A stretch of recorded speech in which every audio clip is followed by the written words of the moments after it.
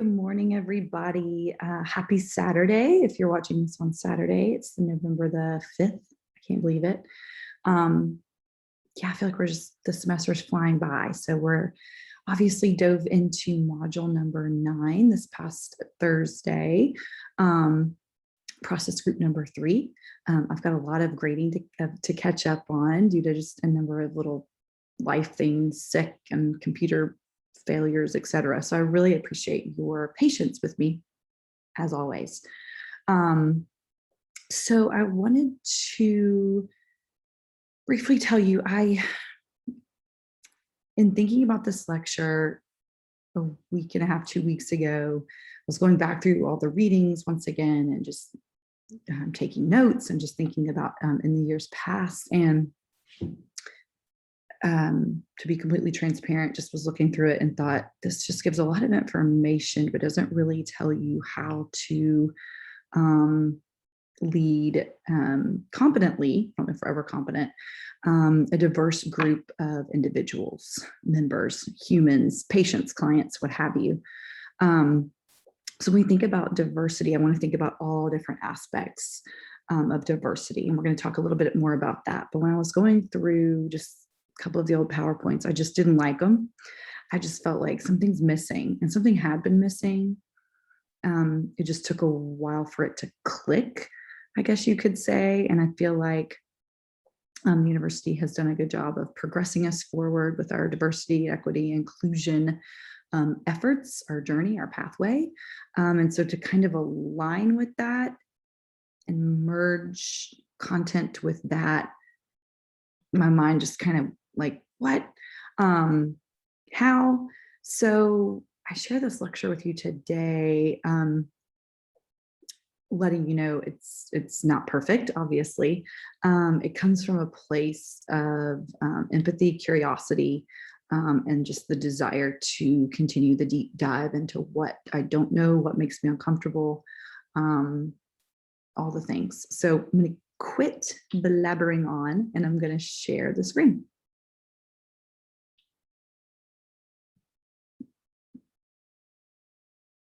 All right.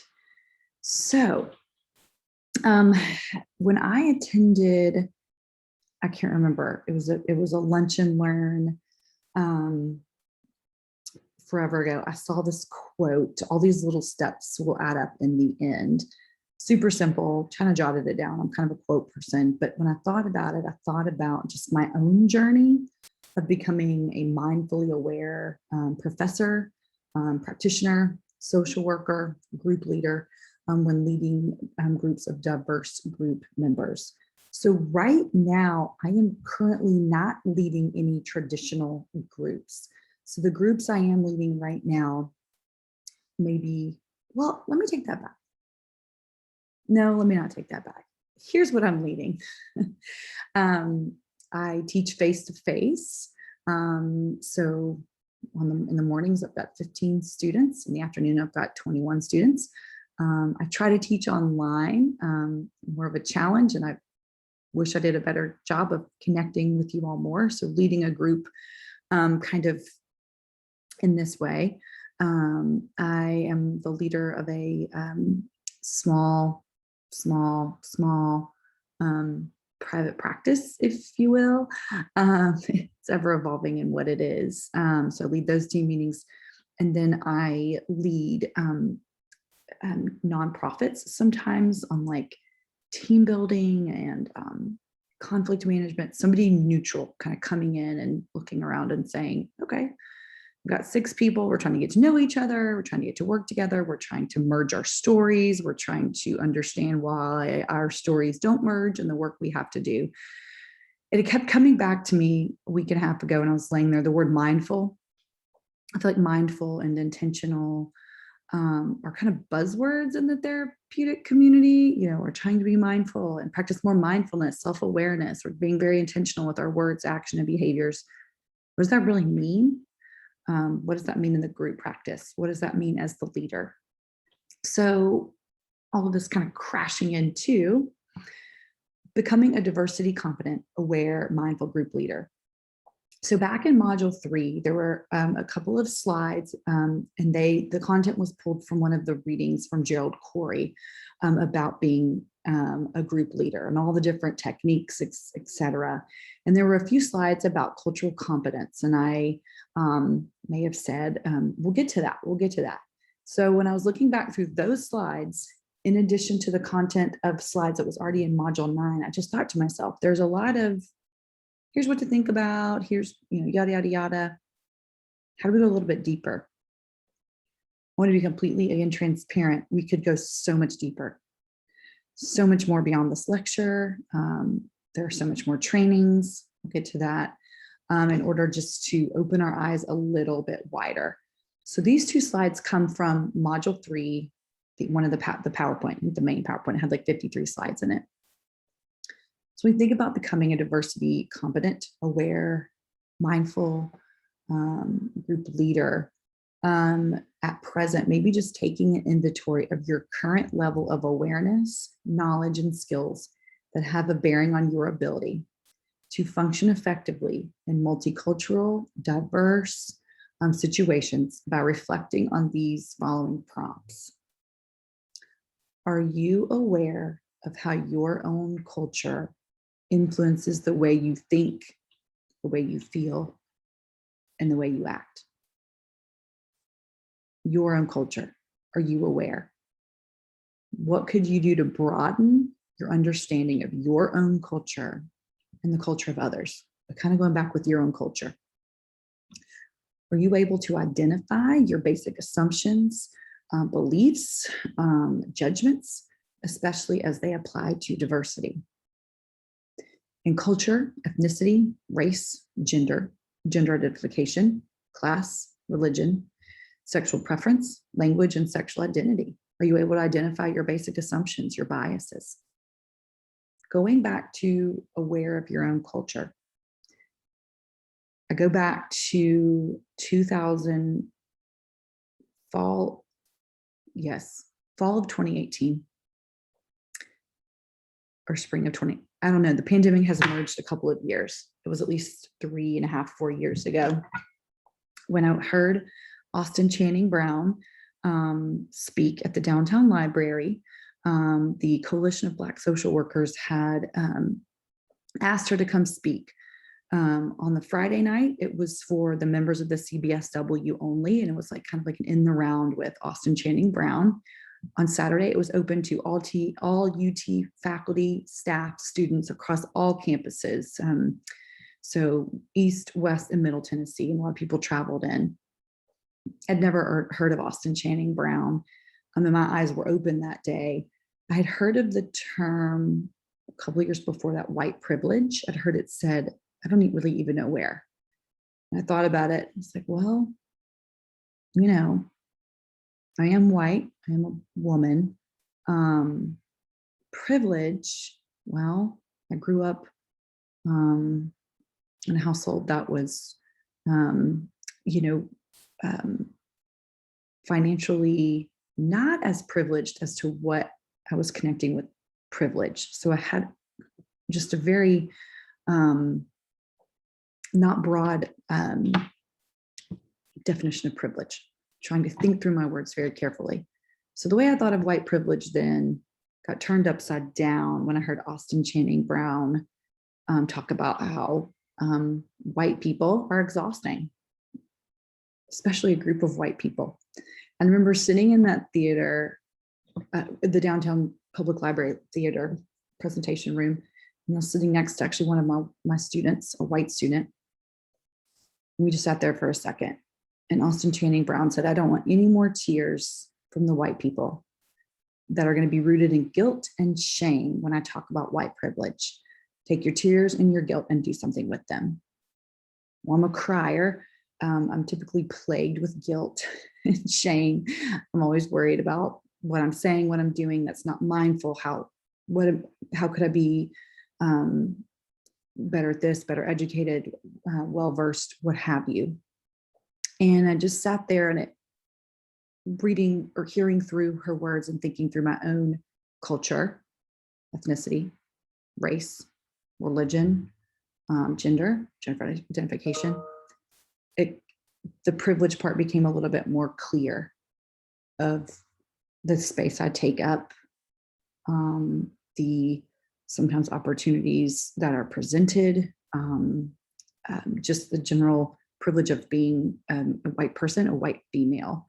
And all of this kind of came about through the aha moment that day. I'd never really fully connected the dots. Being completely transparent, I'd never gone that deep before. And I sat there thinking about when I started the university at that point, like 10 years before, 9 years before, and thought, what have I been doing? What have I been teaching? What have I been saying? How many mistakes have I made? What have I done? And how do I undo it? And am I still continuing to undo it? And at that moment, I thought, I got to go forward. Austin Channing Brown said, you got to go forward. You can look back, right? You can look back and say, I'll never do that. I'll never do this, but you have to put it into action. So getting stuck in that guilt or shame reinforces that white privilege. I could do nothing, right? Could just keep on going along and, keep my head down, or I could look up all around me and think a little bit beyond myself. Because me sitting there thinking, feeling guilty and shame was about me, which felt very selfish in that moment. But anyway, moving on, I just wanted to kind of give a little backstory. How are your assumptions likely to impact your function as a group leader? Can you be flexible in applying the techniques you use in your group, depending on the needs of the members? Techniques, modalities, interventions. As you may have been reading all along, there's some really good modalities out there. There's CBT, there's DBT, there's REBT, there's EMDR, not for a group, but individuals. These are very westernized interventions created, majority of them by white men, which means that the lens to reach everybody, for it to be ethically considerable for every group member or every individual, might not have been there when it was developed. DBT was created by a white female. EMDR was created by a white female. I'm trying to think of any others, but just a lot of the interventions lack the cultural curiosity, cultural sensitive lens when we apply. So when you're leading a group, have you taken into consideration, will this work? Perhaps I need to be flexible. Perhaps I need to dial back a little bit. How prepared are you to work with individuals from all different types of backgrounds, all different types? What life experiences have you had that will help you understand and contact group members who have a different worldview than yours? Can you identify any areas of cultural bias or any assumptions that can inhibit your work to work effectively with people who are different than you? And maybe you're going to talk about this in your group, or maybe you already had. What steps might you take to challenge your biases and assumptions? I think I may have told you all at some point in this journey that when I left UT, when I graduated UT in 2004, yikes, that was 18 years ago, 2004, I didn't get the St. Thomas social work job. I wanted to be a medical social worker. Never wanted to do any type of clinical work. I know, right? Never saw myself as a professor. I barely got by at UT. Let's be really clear off the record here, or on the record maybe, but research was really hard for me. Anything policy related, I loved. It was really hard for me. It's a different side of my brain. So the thought of ever coming back to teach, not so much. The thought of leaving Nashville and going to London to work as a social worker, doing international social work, never thought it would happen. Well, I didn't get the job at St. Thomas. And at the time, the guy that I was dating said, well, I'm not ready to get married and settle down. Okay, well, I'm going to show you. I'm going to go across the pond, see what happens then. That guy and I are now married with 4 kids. That happened a little bit later. Anyway, I worked for the Department of Children's Services over in London. I had no business doing what I was doing, no real training. They were recruiting master's level Americans New Zealanders, and Australians all had to have had a master's in social work and could speak English. Let's go, let's do it. And over there with two of my classmates, we ended up in this one little bedroom flat. It's a whole nother story. Ooh, we shared it with different soccer teams, which were like football teams, which are soccer. Anyway, lots of fun. It's just like a boarding house in downtown London. All we could afford, looked beautiful from the outside, but was like frat party meets locker room meets us trying to work for the Department of Children's Services.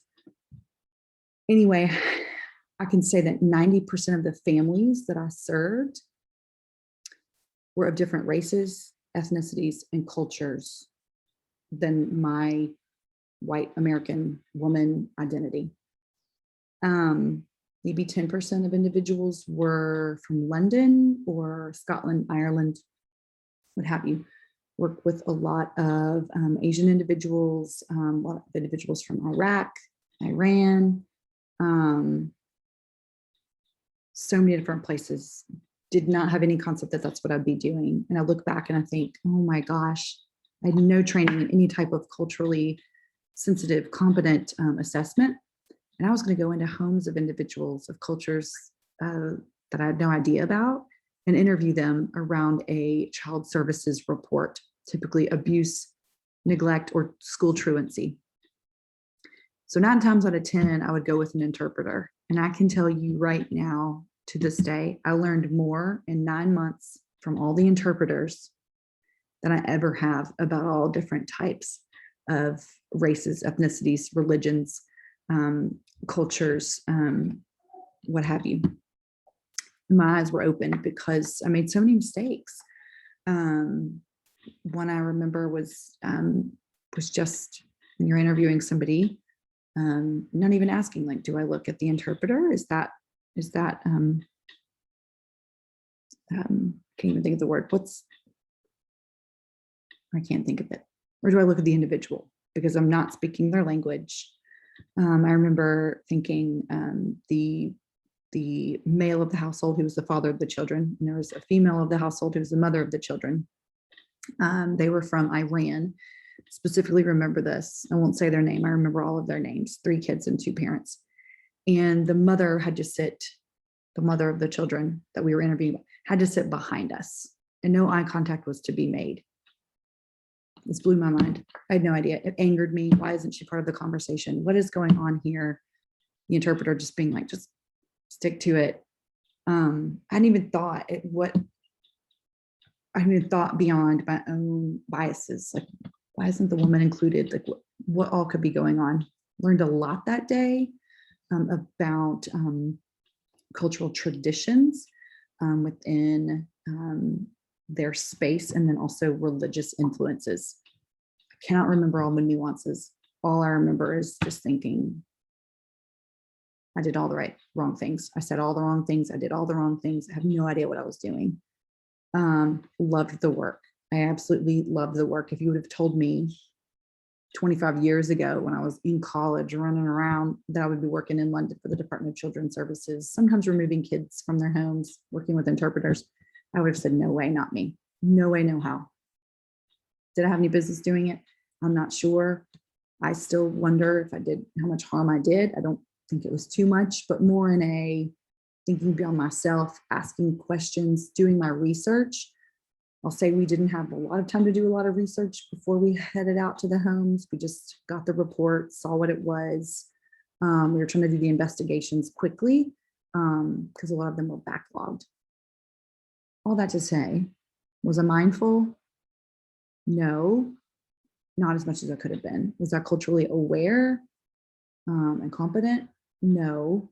I will say I probably gained a little bit along the way, but not to the extent that I would need. Is your academic program preparing you to work with diverse populations of all different kinds of groups? When you examine the diversity statement, is the academic program that you're in, so UT,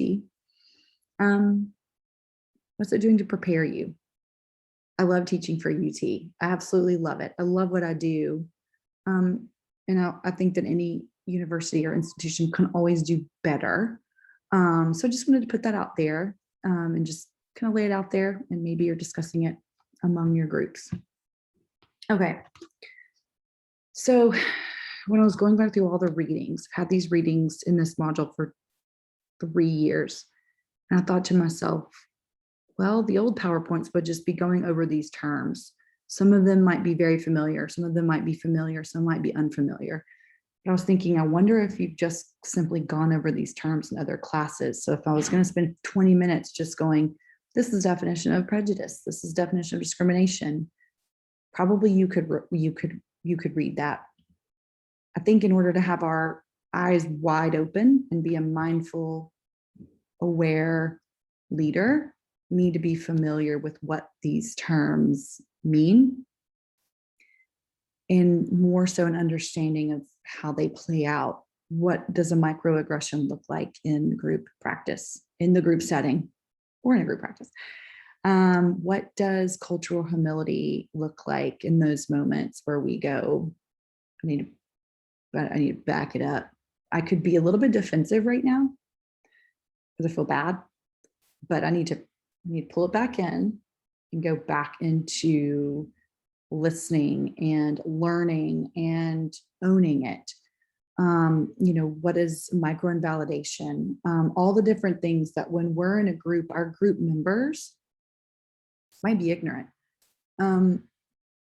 Sometimes I might say, oh, I can assume that these individuals might not be as open-minded or as aware, whatever. That's an assumption. I don't know that. Perhaps individuals might just be ignorant to what's going on if they've never been taught any different. No one's ever discussed, hey, that was a little bit prejudice. That is an act of discrimination. Whoa, man, that was a complete microaggression. I don't know how many households go around talking like that specifically, or educational systems, middle school, primary school, elementary school, high school. I don't know what that looks like or how in depth. We never know where people are coming from. So sometimes I think maybe they're just ignorant.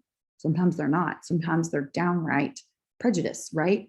But I think that's where if we can highlight, like, hey, back that up. Hey, Joe, what you just said, if nobody's saying it, you're the group leader. That was, wow, that didn't land well. What have you? All the things. So the readings that are in there have these terms provided for you in those readings. And there's also another PowerPoint that kind of breaks it down. Okay, so when I was thinking about, I was just kind of just identifying some emotions about leading your individuals that are not like you. Let's say that you can see or that you can't see, visible or invisible, in one way or several ways. What comes up for you? What emotions come up? And just invite you to absorb that question for a minute and maybe share your response. Maybe you're doing this in your group already, but do you dread it? So just like, gosh, I dread it because I fear what I don't know. I fear hurting somebody. Fear. I kind of highlighted this one because I've gotten better at it, but I live in fear. I'm living in fear right now at this very moment, filming this, of hurting somebody or offending somebody, causing damage to an individual for just something I didn't know or I wasn't mindful of, or it just slipped out of my mouth. No one can know your intentions until you know them. So I don't know you all as well as I would love to know you all. So I can say, hey, I'm well-intentioned. I'm trying not to offend anybody or hurt anybody. But until we know each other, that can happen. I can offend, I can hurt. And I fear that.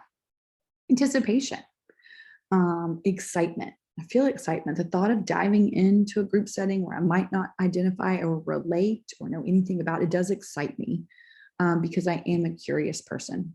I want to soak as much as I can and remain curious and open. And that makes me a little bit overwhelmed at times, which kind of increases anxiety.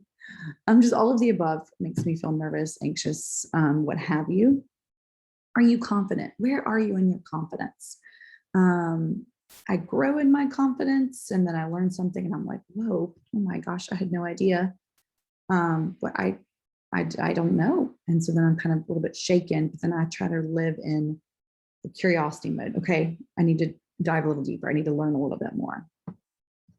Okay, so a week and a half ago, I completely changed gears, like I said. And I found this quote. This quote popped up. I was doing my research, and it says, "We are really only one question away from being connected, from learning about one another's journey. And that one question only comes about when we are willing to be open to hearing another truth outside of our own." Okay, I was laying in bed with the flu. So maybe I was, a lot of things coming at me, but in a non-moment with the flu of just like this quote by Lee Mun Hua popped up from a research article. I just thought that's such a good quote. We open to hearing another truth. And if I'm open to hearing another truth outside my own, it might mean I knew nothing. It might mean I've said something that was hurtful, offensive. It might be a microaggression, microinsult, what have you. But I'm only one question away from that education about another person's journey if I'm open to hearing about another truth outside my own. Okay, this led me to the book called The Art of Mindful Facilitation by Lee Mun Hua. I ordered it. It came the next day. And when I was reading it and trying to skim, read, research, I kept going back to the module 9 content, and I thought, I can see where we're talking about all the different nuances, but I don't feel like we're talking about how to lead groups of individuals who are not like us, visible, invisible, all the different aspects and areas. So many differences can be seen with our eyes, for sure, and we can we dive into those, what have you. But so many differences are hidden inside the humans we lead. And I thought, again, while the content was great, how do we go forward? I'm going to tell you right now in this lecture, I'm going to give you little bitty chicken mini McNugget that are not my nuggets of how. These are all from Lee Mun Hua. I want to meet him. I might refer to him as Lee because I just feel like, as much as I have known him, just by reading his book and all the different manuals and things and watching his TED Talks and things like that, I don't know him at all, but I really liked his messaging. So The Art of Mindful Facilitation was written by Lee Mun Hua to share its experiences and expertise with students, other diversity trainers, and anyone wishing to deepen their knowledge of race and group dynamics. The book describes his 20 years as a master diversity trainer and facilitator. He shares a variety of diversity experiences that actually occurred within his workshops, as well as his thoughts and interventions he used to facilitate the variety of issues that surfaced. I really want UT to pay for me to go to a training by Lee Mun Hua. I really want UT to bring him to the online program somehow, the face-to-face program somehow, so we can sign up for his trainings, because I think all of us in every setting we're in, every type of group, all the different groups, macro to micro, could use help facilitating or being a member, okay? So mindful facilitation. One of the key aspects of mindful facilitation is noticing the intent and impact of our communications within the group process. Lee just brought me back to to the role of the leader, the one facilitating a potentially hard conversation. It might not be the differences that individuals have. It might be the different experiences of the individuals that lead to charged conversations. So we may have differences, but it might actually be those experiences spoken about, talking about, revealed that could lead to a hard charged conversation. And that goes back to slide number 2. Is the leader aware of what's taking place? We've talked about, as you've read about, probably read more than I've talked, maybe your groups have talked about, the role of the leader. It just feels bigger and bigger because we have a lot of responsibility in some regard, right? For the well-being of the group, for each members, and sometimes our own just kind of self-care and well-being of knowing what to do, how to handle it. Are we fearful? of how to handle situations or conversations on confrontation when the difference of opinions are due to race, ethnicity, sex, gender identification, religion, etc. Is the leader experiencing their own countertransference when they are triggered by their own prejudices and microaggressive tendencies? Boom. Here's that term, countertransference. Okay, that term, countertransference. What's coming up for us as the leader? So we're having to look around the room or look around the circle or look around the Zoom screen and be mindful of what everybody else's reaction is. But what's coming up for us? Are we triggered?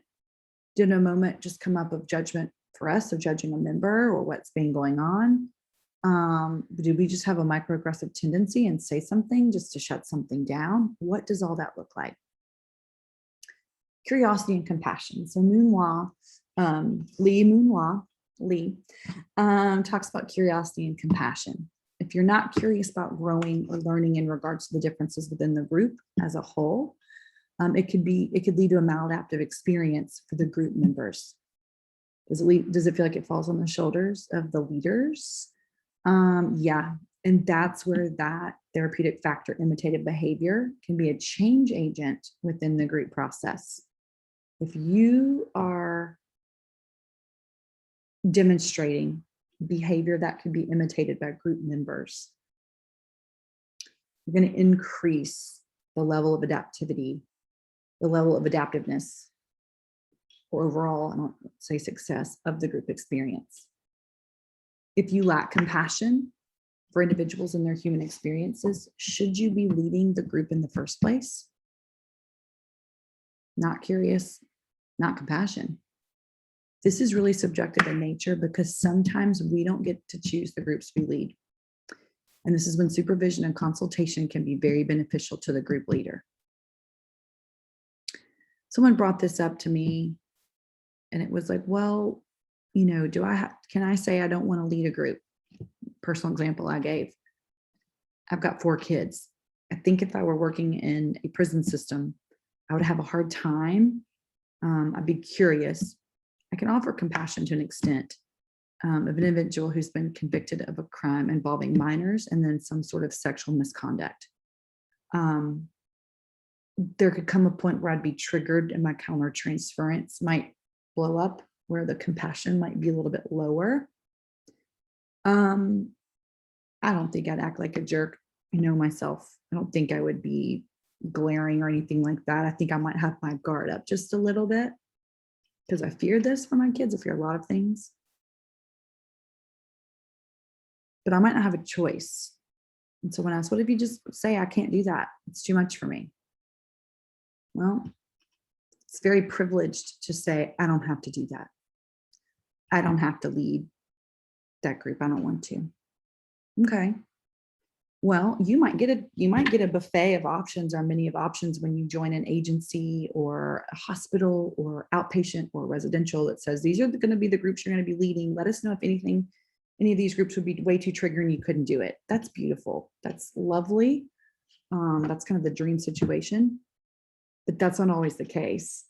Sometimes we're in a job and as the social worker, we are the only ones to do it. There's a lot of things that fall on the shoulders of the social workers that, might be uncomfortable. When I was living in London, if I thought, gosh, I've been up into that housing tower before and it was loud, I heard people getting abused. I just felt really unsafe. I don't know if I want to do it. Well, you're going to do it. You're the only one to do it. Everybody else is doing their thing. You'll go with a police officer, a non-weapon bearing police officer, but you're going to do it, or just don't. This isn't a job for you. Okay. I didn't really receive a lot of supervision. It's more consultation, but it was among my peers of like, what the heck? But it's a privilege to turn down a job because you don't want to do something. It's a privilege to be able to say to your supervisor, I can't lead that group because I'm really struggling right now, recovering from the sexual assault that occurred 15 years ago. I'm having a really hard time. So I can't the sexual assault center. Hey, I can't lead that group of individuals that you want me to lead. Okay. So I think, sure, if we get a choice, that's great. If we get a choice to have supervision and consultation, that's great. Always hope we have that. But just to increase compassion and curiosity when it's not there, as much as we can get there, to seek support. Okay, so Lee Moonhwa has a manual, and it's all in his book, that kind of goes over just some buzz terms. These are not one size fits all. I'll give a disclaimer. He says that. He talks about lots of different phrases, and these were like some of the ones that were most common in working in a group setting. And maybe it gets a little bit charged, or the energy changes, what have you. What I heard you say was, when it comes to de-escalation, de-escalation of a conflict, is accurately reflecting back on what's being said. Lee says that this might seem very elementary. It does become a little bit more difficult when maybe you're being shouted at in a group, personally being challenged. And it takes years of practice, he says, to be fully present and available when one is in the eye of the storm. So it takes possibly years of practice to say, look around. What I heard you say was, because if there's anger present, then wow, okay, you're going to maybe hear more. It might not be pleasant. I mean, that's neither here nor there, but it might mean we're going to have a little bit more conflict. It takes years of practice. How does that sit with you? How do we get years of practice? We get years of practice by signing up to be a part of something outside of our comfort zone, a training, leading a group, observing a group, attending lunch and learns, what have you. When I first saw like, oh, it takes years of practice, my mind went like, that could be a long time. Gosh, I want to learn it now. But there's a thread of hope in that, knowing that it could take all of us years of practice. Any one of us could have years of practice, but that just means we don't have to know it all right now. And we're going to grow while we learn and while we're practicing, and seek support along the way. Tell me more what you meant by X, Y, or Z. Lee Moonhwa often calls this the ideal first date statement. It exemplifies a curiosity of what has just been shared and offers an invitation to go deeper. Someone says, that statement really rubbed me the wrong way.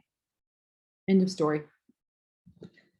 Tell me more about what you meant by that comment hurt you. Now I can't even repeat my own comment. Tell me more about what you meant by what you just said when you said X, Y, or Z. If you're curious about getting to know someone on a deeper level, go beyond the surface. You might deepen the conversation or the phrase by asking for more clarification. Because a lot of times it might just be, that really hurt me. Okay, we can move on. As a leader, you could move on. That'd be safer. It might feel safer. Other members might be like, yep, they said we could move on. You could, right? You could decide, and again, this might be a risk. Who knows? Who knows what it might be, but you could decide to go a little bit deeper with curiosity. Hey, I invite you, that's kind of a new buzz phrase. I invite you to tell me a little bit more about what you meant by when you said X, Y, or Z. What angered you about what just happened?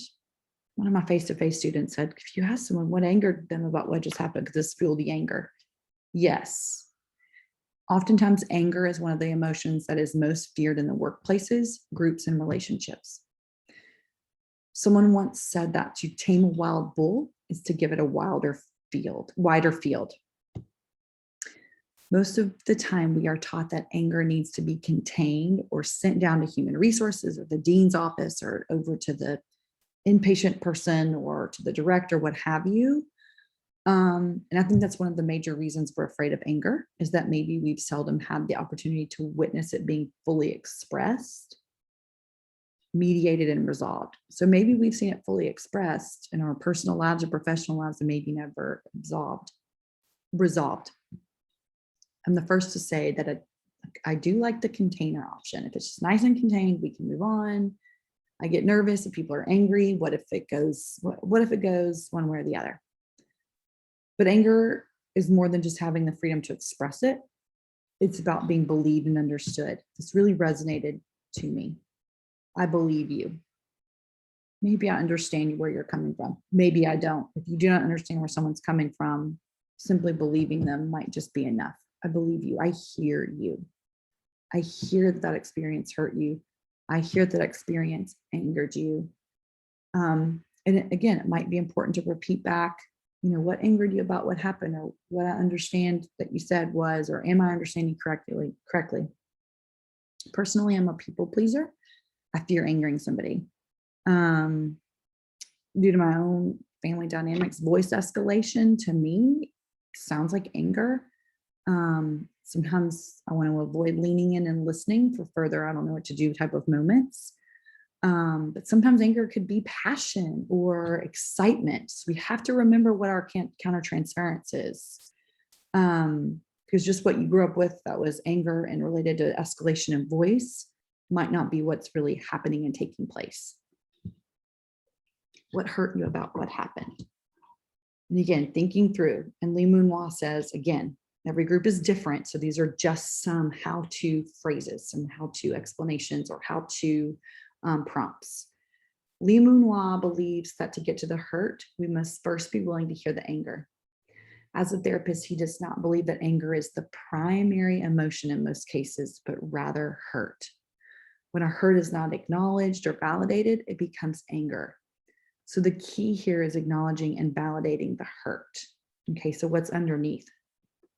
A student sent me this iceberg of emotions, and kind of the top being anger, and kind of these layers of the icebergs.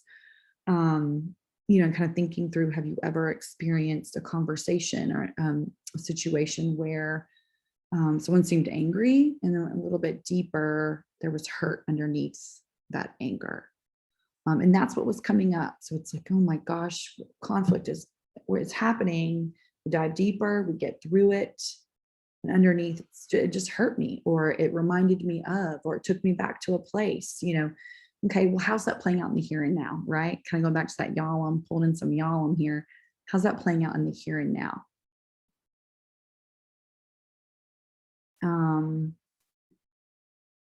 That was a lot coming at you on a Saturday morning or a Monday night or whenever you're watching it. We could go on and on. This is just such a little bit. I want to be trained. Something that came up for me was, if I were to be trained as the trainer and come into UT, talking with students and trying to lead these facilitations, what could that do to the situation? I think that when we come into institutions, situations, what have you, ideally, it might not always be ideal, it's nice to have somebody neutral, because maybe students wouldn't confront me. Like maybe in the classroom, students aren't going to say like, hey, you just did X, Y, or Z. I hope I seem open to that type of feedback or discussion, but I also know that the dynamic is different. So all of this to say, I've said a lot. I've gone round and round and round, and now I'm like, what did I say? Backpedaling, I'm nervous. All of this to say, I know that this is just a little snippet, but I hope it opens your curiosity a little bit, and perhaps you research Lee Moon-Hwa's book. You can give it, you can get it there by Monday, or just kind of look different, his training materials and things like that, and just consider like where you want to go, within the time frame you have, all the different nuances that play into accessing trainings and things of that nature. So thank you for listening this far. Have a good rest of your weekend, and see you soon.